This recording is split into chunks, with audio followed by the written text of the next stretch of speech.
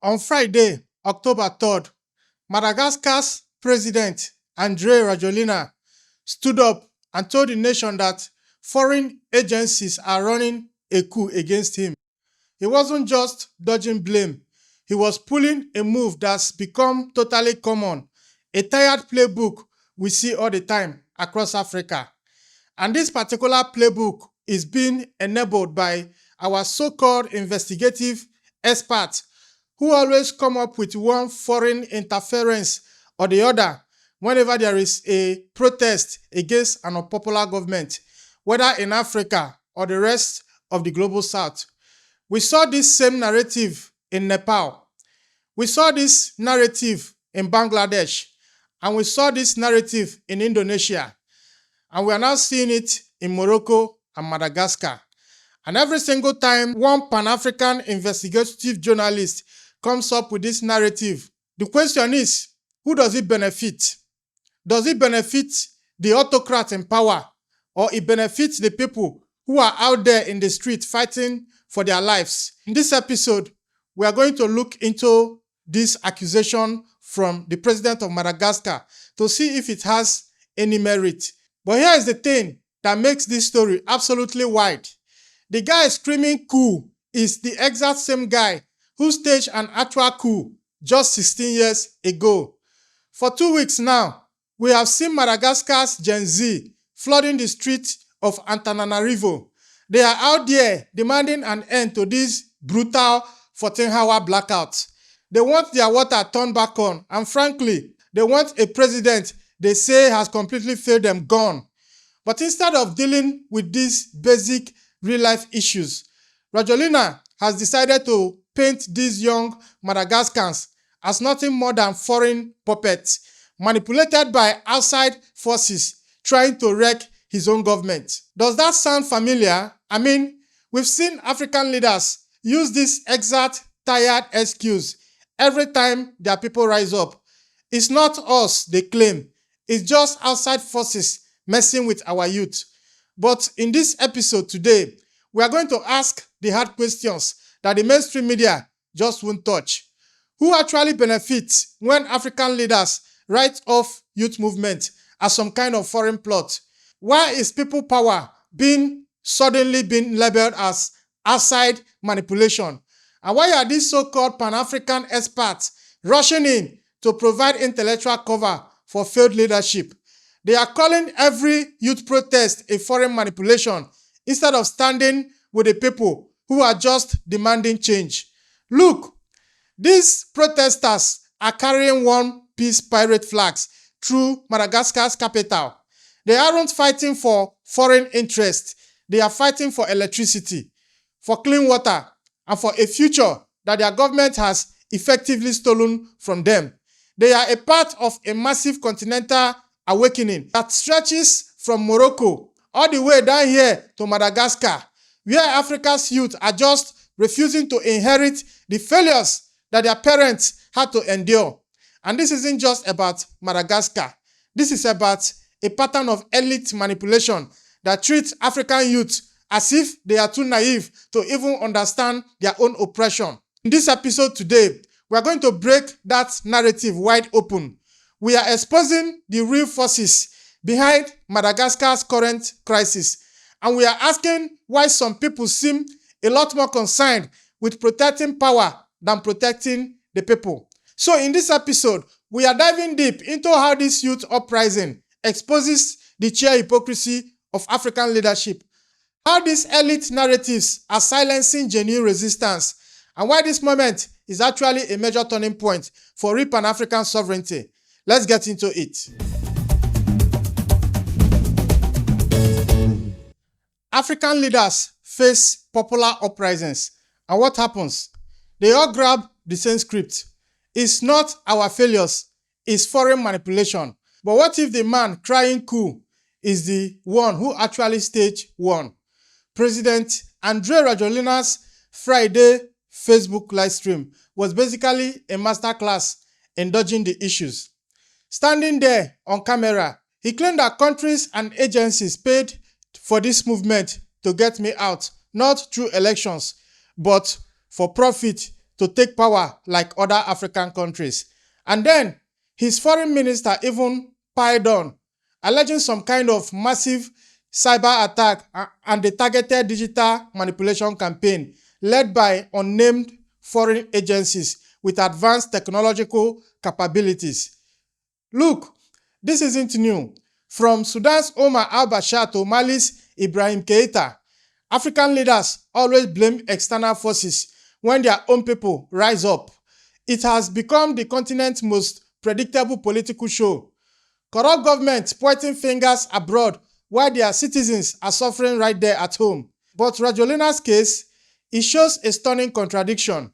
This is the same man who violently seized Madagascar's presidential palace back in 2009, ending Marc Ravalomanana's democratically elected government with military muzzle. The same person who used actual violence to overthrow a legitimate president now claims moral authority when he's facing peaceful protesters who are just demanding basic services. The stakes here couldn't be higher. You have Madagascar's 32 million people, 75% of whom are living below the poverty line, watching their president deflect responsibility for 14-hour blackouts and water shortages by claiming their own kids are foreign operatives. It's straight-up gaslighting on a national scale, all designed to protect elite power, while ordinary Madagascans are left to suffer in the dark. This pattern, trust me, is not accidental. When leaders constantly blame external forces for domestic uprisings, what they are doing is protecting a system that only enriches a tiny few, while it impoverishes the many. Every single time an African leader claims their people are too naive to understand their own oppression, they are revealing who this narrative really serves. It's not African sovereignty. It's African elite who are absolutely terrified of accountability. But before we just accept Rajoelina's claims about these foreign plots, let's go meet the so-called foreign agent he's so worried about, Madagascar's own children, who are demanding nothing more radical than electricity and clean water. Now, these are the foreign agents destabilizing Madagascar. We are talking about teenagers carrying anime flags, demanding their government provide basic services that their parents never even got. Meet the real faces of Madagascar's uprising. Students who have turned music studios into protest organizing centers. You have young entrepreneurs watching 14-hour blackouts absolutely destroy their businesses. Gen Z activists are drawing inspiration from successful youth movements in Kenya, Nepal, and Bangladesh. They are coordinating all of this through Facebook and TikTok, carrying one-piece pirate flags that have become a symbol of youth resistance from Indonesia to France, and now here in Madagascar. Their demands are not revolutionary. They want reliable electricity. They want clean water. They want healthcare. And they want freedom of speech. They want their president to stop treating them like children while their entire country is collapsing around them. These aren't the demands of foreign operatives. They are the absolutely modest aspirations of young Africans who simply refuse to accept the failures that previous generations had to endure. The Gen Z Madagascar movement, locally known as Lolele Stage, meaning they are fed up with power cuts, it emerged organically on social media after two politicians were arrested for organizing peaceful protests about electricity shortages. Within days, thousands of young Madagascans were marching through Antananarivo, chanting, "We want to live, not merely survive." But listen to how their government describes them. According to Rajoelina's administration, these young people who are studying by candlelight and watching their businesses fail, they are actually sophisticated foreign operatives carrying out some kind of coordinated destabilization campaign. The sheer absurdity of that would be laughable if it wasn't so revealing about how African elites genuinely view their own people. This generation didn't need foreign manipulation to recognize government failure. They live with it every single day. They see executives at the state electricity company getting rich while citizens are sitting in the dark. They watch their president build luxury projects while hospitals don't even have basic equipment. They experience the daily humiliation of a government that can't provide what every citizen on this planet deserves. These are not manipulated children. They are conscious political actors demanding accountability from leaders who have spent decades stealing their future. So if Madagascar's youth are fighting for such basic needs, why is their president so desperate to paint them as foreign puppets? The answer lies in a corruption scandal so massive it exactly kept the light off while executives were getting rich. While Madagascans were sitting in darkness for 14 hours a day, executives at the state electricity company were embezzling millions, and they just got caught because back in May 2024, Madagascar's criminal court sentenced JIRAMA's former CEO and the interim CEO to 10 years of forced labor. Their crime? Abuse of office, misappropriation of public funds, and money laundering. These executives had awarded themselves exceptional bonuses worth millions, while Madagascar citizens were enduring this chronic blackout that crippled daily life and absolutely destroyed livelihoods. JIRAMA isn't just failing, it is being systematically looted. The company has a 35% system loss. It maintains a debt-to-asset ratio of over 160%, and its commercial revenues only covers half its operating costs. World Bank reports have documented how this reflects broader governance failures, spanning multiple administrations, where public utilities just become vehicles for elite enrichment while citizens suffer. The recent convictions exposes the cruel irony of Madagascar's crisis, because while ordinary people couldn't power their homes, refrigerate medicine, or run their businesses, company executives were stealing the very funds needed to fix the electricity crisis. They weren't just incompetent, they were criminals who got rich while their countrymen lived in darkness. This isn't temporary mismanagement, it is institutional capture by design. Madagascar loses 10% of its GDP every year to various forms of corruption and illegal resource extraction. The infrastructure collapse isn't accidental. It is the predictable result of systematic looting by political networks that view public resources as their private property. The JIRAMA scandal represents a wider African pattern where state-owned enterprises become sites of elite accumulation instead of public services. We see it in Nigeria's NNPC. From Nigeria's power sector to South Africa's state capture, the story is always the same. Public utilities designed to serve citizens become machines for enriching the politically connected. Now, you multiply this corruption across every single government ministry, every public contract, every development project, and you start to understand why Madagascar's youth are out there on the street. They are not protesting temporary problems. They are rejecting a system designed to steal their future while keeping them in the dark. But JIRAMA's corruption is just the tip of the iceberg. To understand why Rajoelina is really panicking, we need to look at what foreign powers actually want from Madagascar. And I can tell you, it's not political instability. You want to see real foreign interference in Madagascar? Forget about the president's protest rhetoric about foreign manipulation. Look past that to the mining contracts and the military bases that global powers are actually fighting over. France never truly left Madagascar. Andry Rajoelina, the president of Madagascar, holds French nationality in addition to being Malagasy. The former colonial power still controls the disputed scattered islands, despite 2 UN General Assembly resolutions demanding their return. France is actively planning to revive the strategic Diego Suarez naval base, which gives them crucial access to the Mozambique Channel and Indian Ocean shipping routes. This isn't about supporting democracy. It's about maintaining strategic dominance in a region where China and US are getting way more active. Chinese companies have established major rare earth mining operations all across Madagascar, though their ambitions have hit massive community resistance. The abandoned Jinzim mine project totally collapsed after local protests led to the arrest of community leaders who opened environmental destruction and unfair contracts. Chinese investors, naturally, prefer dealing with established regimes that can guarantee contract stability, not unpredictable popular movements that might demand renegotiation. Both France and China have very specific economic and strategic interests that depend on political stability, the exact opposite of what destabilization campaigns would achieve. Major powers prefer corrupt but predictable regimes over grassroots movements that might demand fair resource sharing agreement or environmental protection.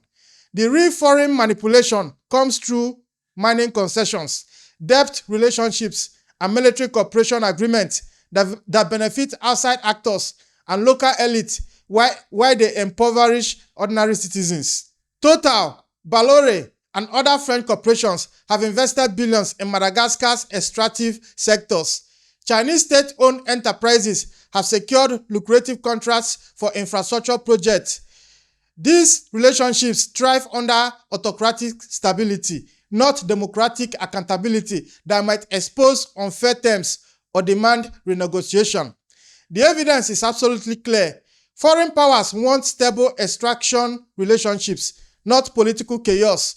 They benefit from leaders like Rajoelina himself, who can deliver contracts without democratic oversight, not from youth movements demanding transparency and fair resource distribution. When protesters threaten this arrangement by demanding accountability, that's when they suddenly become foreign agents. So if foreign powers want stability, not chaos, why are African leaders and their intellectual allies so invested in blaming external forces for domestic uprisings? The answer reveals an uncomfortable truth: who really benefits from this kind of narrative. Now, meet the African intellectuals and analysts who have appointed themselves the guardians of stability by providing academic cover for regimes that brutalize their own people. Across the continent, you see a class of Pan-African commentators and investigative journalists who consistently parrot government narratives about foreign manipulation instead of supporting popular movements. These analysts position themselves as defending African sovereignty, while they are actually protecting corrupt elites from accountability. They have turned academic credentials and their journalistic investigative skills into weapons for silencing grassroots voices that are simply demanding change. Watch how fast these experts show up on international media to explain why youth uprising must be foreign orchestrated. They invoke Pan-African rhetoric to defend autocratic leaders while dismissing genuine grievances as just Western manipulation. Their analysis always lands on the exact same conclusion: protecting incumbent power serves African interests, while popular resistance threatens continental stability. But whose stability are they really protecting? When these experts call for dialogue instead of accountability, when they frame every protest as foreign interference, when they prioritize regime stability over people's dignity, they are not defending Africa.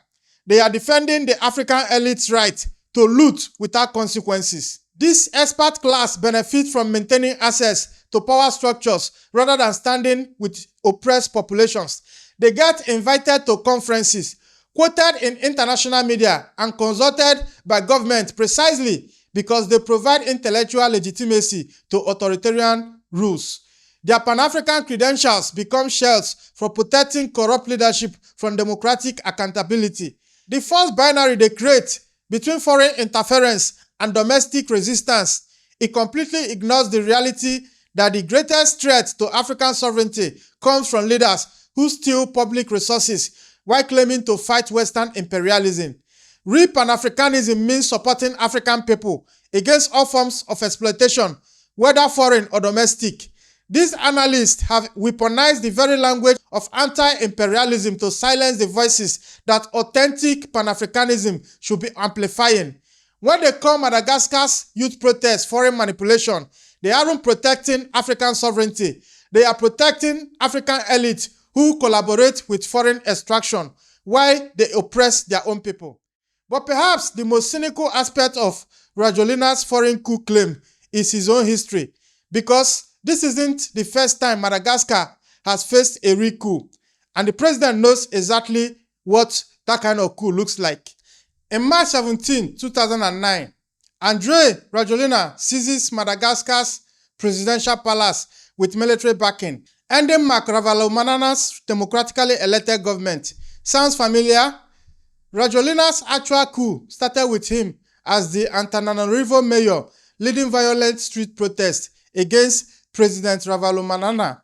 Unlike today's peaceful demonstrators demanding basic services, Rajoelina's supporters burned government buildings, looted businesses, and attacked media outlets. When protests weren't enough, military officers stormed the presidential palace and forced the president to resign at gunpoint. The African Union immediately suspended Madagascar, but Western powers provided tacit support for the transition. France, which had expelled its ambassador after tensions with the former president over mining contracts and Chinese partnerships, seemed particularly comfortable with the coup. Aztec President Rajoelina explicitly accused France of orchestrating his overthrow, claiming Paris sought to recolonize Madagascar after he moved closer to US and Chinese investors. And it just happens to be Andry Rajoelina, who holds French nationality in addition to being Malagasy. Coincidence? Now, this actual coup led to years of political instability, economic decline, and international isolation. Yet, somehow, the man who used violence to seize power now claims moral authority when he's facing peaceful protesters demanding electricity and water. The sheer hypocrisy is staggering. A coup leader crying about an imaginary coup while demonizing constitutional protest rights. The contrast couldn't be starker. In 2009, Rajoelina himself used military force to overthrow a democratically elected government for political power. In 2025, young Madagascans carry armed flags and demand basic services through peaceful protest. Yet, somehow, the protesters are labeled as threats to democracy. International responses reveal the double standard. When Rajoelina staged his coup, the world expressed measured concern but eventual acceptance. When youth protest peacefully, government panic about foreign manipulation and destabilization. This reveals whose interest international stability really serves. It's not democratic governance, it's predictable elite control. The profound irony is lost to no one, because Madagascar's coup leader now presents himself as democracy's defender against peaceful protesters whose only crime is demanding competent governance. Is gaslighting elevated to state policy designed to rewrite history and criminalize legitimate dissent. So we have a president installed by an actual coup now facing peaceful protesters demanding basic services. And somehow, the protesters are the threat to democracy. Now, this level of gaslighting demands a response from Madagascar's people. If Madagascar's youth are foreign agents for demanding electricity and clean water, then every African demanding accountability from their own government must be a foreign agent too. Madagascar's protesters have explicitly connected their struggle to Pan-African liberation movement while rejecting both old colonial patterns and new forms of exploitation. They are not fighting for France or China. They are fighting for the right to determine their own future without interference from corrupt elites or foreign extractive capitalism. This represents the broader continental context of Gen Z movements successfully challenging failed leadership from Kenya to Morocco. These young Africans don't need foreign manipulation to recognize when their own governments have failed them. They've grown up watching previous generations accept failures that their own generation flat out refused to inherit. The choice facing Madagascar is clear: continued decline under corrupt leadership or a democratic transition towards accountable governance. Real stability comes from addressing people's needs, not suppressing their voices. When governments provide electricity, clean water, healthcare, and education, people don't need to protest. When they fail to deliver basic services while they enrich themselves, uprisings becomes inevitable. The protesters carrying One Piece flags aren't threats to African sovereignty. They are defending it against leaders who collaborate with foreign extraction while they oppress their own people. Real Pan-Africanism means supporting African people against all forms of exploitation, whether it comes from former colonial powers, new imperial actors, or domestic elites. African youth don't need foreign agencies to tell them when their lights don't work or their water doesn't run. They don't need external manipulation to feel anger when executives get rich while they study by candlelight. They don't need foreign plots to recognize that their government have stolen their future. The question isn't who's behind Madagascar's protest, it's whether Africa's leaders will listen to their people or continue blaming external forces for their own failures. Madagascar's light have been off for far too long, and this generation of young Africans is determined to turn them back on. The real foreign interference comes from those who benefit from keeping Africa dark, poor, and divided. Madagascar's youth are fighting to break free from all forms of manipulation, foreign and domestic. The question now is whether this generation of young Africans will finally turn them back on, with or without their president's permission. Now, if you have watched to this point, this is Frontline Africa, where we talk about geopolitics from Africa's own point of view, where we bring you the stories with the very details mainstream media does everything to avoid. Now, this whole narrative about foreign manipulation and foreign agents manipulating the population into protest in the global south and in Africa, it has to be scrutinized. Yes, there are instances where foreign agents manipulate this kind of uprisings. For example, in Libya, everyone can agree to that. But not all popular uprisings are foreign manipulations. They have said the same thing in Nepal. They have said it in Bangladesh. They have said it in Indonesia. And they are not saying it in Morocco and Madagascar. The question I want to ask, when this kind of narrative is being peddled around, whenever there is an uprising, who does it benefit? Does it benefit the people who are suffering from lack of accountability, or benefit the elites in power? These are the questions we need to ask whenever this narrative pops up. And we know the kind of investigative journalists that always begin this kind of narrative here in Africa. So if you want to see more of my videos, maybe consider to subscribe and turn on those notifications. I am your host, Ezekiel Enejeta, and I will see you in next one. It's a bye-bye for now.